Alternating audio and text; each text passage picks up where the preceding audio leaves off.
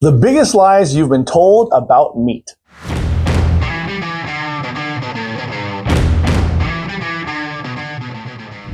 I'm a pastor, an entrepreneur, a world traveler, and a martial artist. But most importantly, I'm a devoted husband and dad with an amazing family.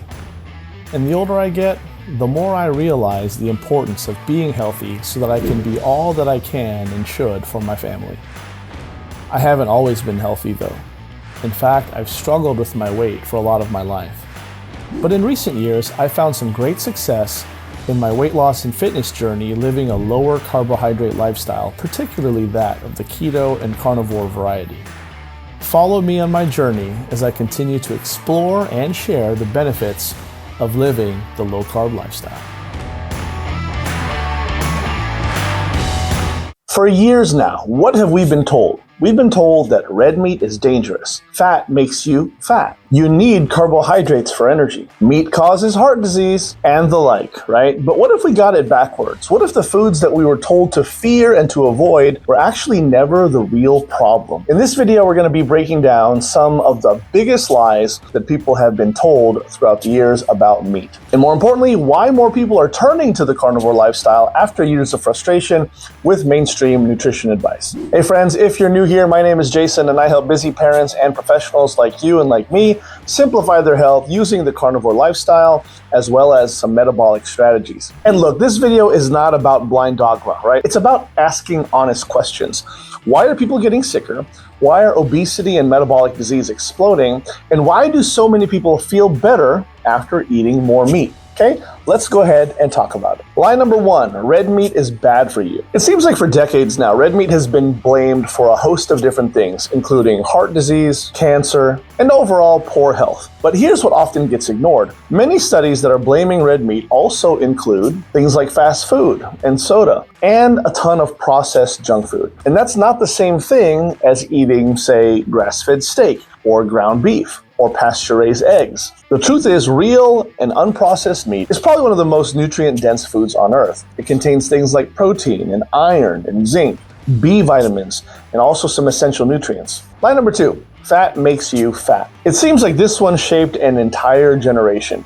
People were told to avoid fat at all costs, right? Or to eat low-fat everything. If you bought something from the store, make sure it said low-fat on the label. And what happened? Sugar and processed carbs exploded. And along with that, obesity skyrocketed. So what's the truth? Fat itself is not automatically the enemy. On carnivore, many people find that eating more healthy animal fat actually improves satiety, reduces cravings, and also stabilizes energy. Lie number three, you need carbs for energy. So this one actually surprises a lot of people because many carnivore eaters eventually experience more stable energy, fewer crashes, and also better focus. Why? Well, I think it's because the body can use fat and ketones for fuel very efficiently. Now, yes, adaptation takes time, but many people realize that they were never low energy because they lacked carbs, but rather they were low energy because they were trapped in a constant blood sugar swing.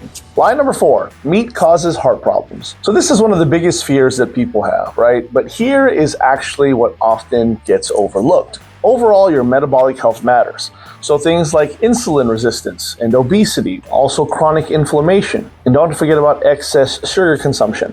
All of these things may play a much bigger role in modern disease than simply eating a steak. Now again, this isn't medical advice, do your own due diligence, but people deserve nuanced conversations instead of just fear-based headlines. Lie number five, you need constant snacks. So modern food culture teaches eat all day, right? And snack constantly, or eat 6 to 8 meals a day or whatever. You gotta keep your blood sugar up, whatever the case is.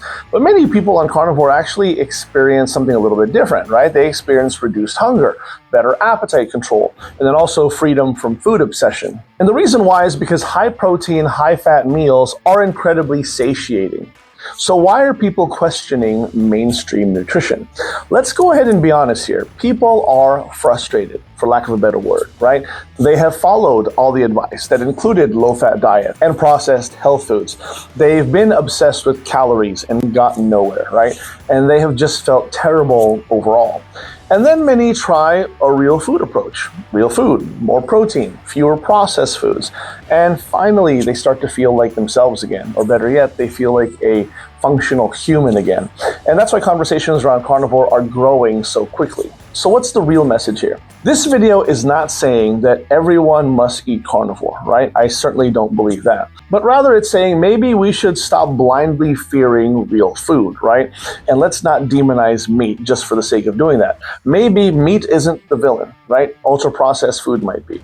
A ton of sugar might be, right? You get the idea. Let me also tell you that questioning nutrition myths doesn't make you crazy. It certainly doesn't make you rude or disrespectful. It makes you curious, right? And curiosity is how many people finally take control of their health. You really don't know what's going on until you start questioning a few things and use that as a means of educating yourself and then finally taking action on that information that you discover. I'm hoping this is helpful to you. If so, my friends, hit like and subscribe, comment real food below. I'd be happy to go ahead and see what you're doing, and I'll see you in the next video. Take care.